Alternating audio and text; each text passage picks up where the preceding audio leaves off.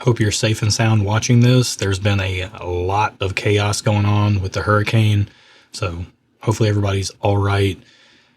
We are all right here. Just had a lot of rain, tons of downpours. My voice has decided to leave my body for the most part, so we're going to have to get through this one together, but nothing a little whiskey can't help. Sipping on some Jack Daniel's 12-year for the day, getting ready to do a little video for the channel, the other channel.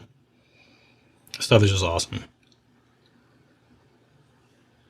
One of the best releases Jack Daniel's done. Top 3 releases in the last, history of the, not the last, just the history of the company.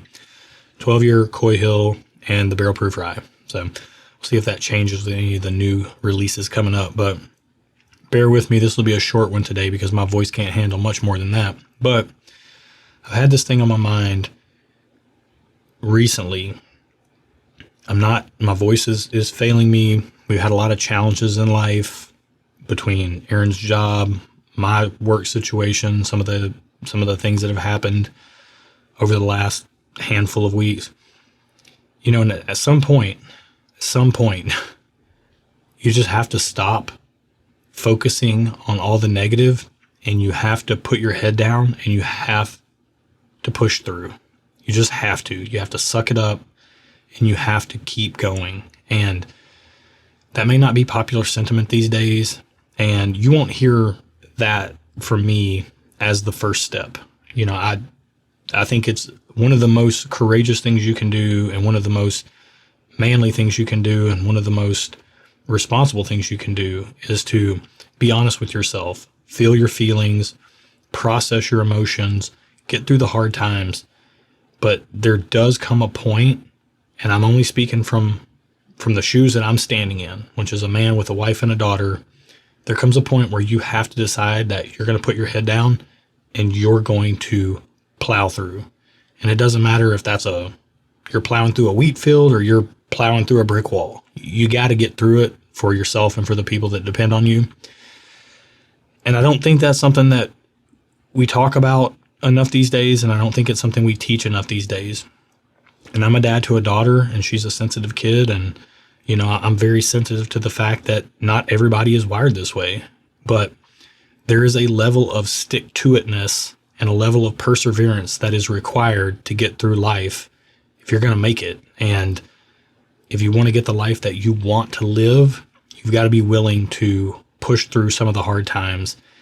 And that's just, you know, I don't think if I didn't have that mindset, I never would have even been alive right now. Or if I was alive, I would be in jail. I don't know how I make it through some of the things I've gone through in my life without ending up down a bad road if I'm not willing to just put my head down and make it happen and push forward toward what I want at absolutely no holds barred, nothing. Like, I'm not going to let anything derail me from this. We're not giving up. We're not letting life beat us down. And there's a resilience, and I call it stubbornness, call it resilience, call it pigheadedness, call it whatever you want to call it. But I think it's necessary sometimes. And I think it's something that we all need to think about ourselves, because it's so easy to get focused on how things aren't going right and how things are tough and how it should go a different way. And I mean, you could should yourself to death, you know? As soon as you're shoulding all over yourself, you're going down the wrong path. I think, you know, you really just need to persevere in the face of adversity. And there's a lot to be said for that. So that's what I'm feeling right now. And I say this in the most sympathetic and sensitive way, because there are people right now who are in really tough situations. And I'm talking about it from the sense of like my voice going away from me and my job changing up on me and Erin's job falling out from under her feet and no traction at all in that regard. And it's like, okay, what do we do? You know, how do we push forward through this? How do we look forward towards a solution? At the same time, there's people whose houses are flooding. There's people who have lost loved ones because of the hurricane. You know, I encourage anybody watching this that's dealing with any kind of crazy adverse things, like, You have to deal with that. You have to face it head on. And honestly, this kind of applies to that too. Face it head on. Don't run from it. Don't just push it aside and go a different way. Don't pour yourself into work. If you don't deal with the problems that are popping up in your life, they will come back around and they will deal with you. And you don't want that. Make sure it's on your own terms. Meet it head on.